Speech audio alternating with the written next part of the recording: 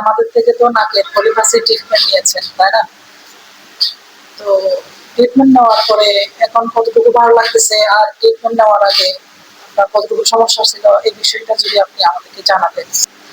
জি, আলহামদুলিল্লাহ। আমি ইতিপূর্বে আমার নাকের সমস্যায় অনেক বেশি ছিলাম, কষ্টে ছিলাম। মাঝে মধ্যেই সর্দি, এটা খুব বেশি সমস্যা আমার হতো। দেখা যেত 1 মাসের মধ্যেই 1 সপ্তাহ অন্তরায় কয়েকবার আমার সর্দির সমস্যাটা হতো। অনেক সময় সমস্যাটা এসে আর যায় না, এই সমস্যা হতো। অনেক সময় সেটা আসলে আবার থেকে যায়, এমনকি 3, 4, 5 দিন পর্যন্ত স্টেবল হতো সেটা। এবং অনেক সময় সেই সর্দিটা আবার শক্ত হয়ে যেত, মাথায় পর্যন্ত এফেক্ট হতো, বুকের মধ্যে আর হয়ে যেত।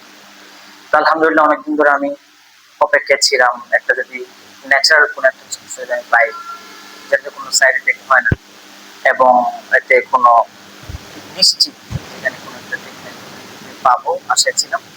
আলহামদুলিল্লাহ এক পর্যায়ে গিয়ে আমি এই মদিনা মেডিকেল সেন্টারের খুঁজে পাই। এরপরে আপনার সাথে আমার সাক্ষাৎ, ইনশাআল্লাহ তারপরে আপনার কাছে আসা।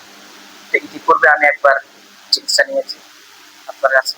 আলহামদুলিল্লাহ আমি আগের যে অবস্থা ছিল সে অবস্থা থেকে অনেক অনেক বেটার করতে পারি। এই জন্যই আমি আবারও আপনার কাছে আসছি, আরো কিছু ট্রিটমেন্ট এ ব্যাপারে পাই। আলহামদুলিল্লাহ আমি আগে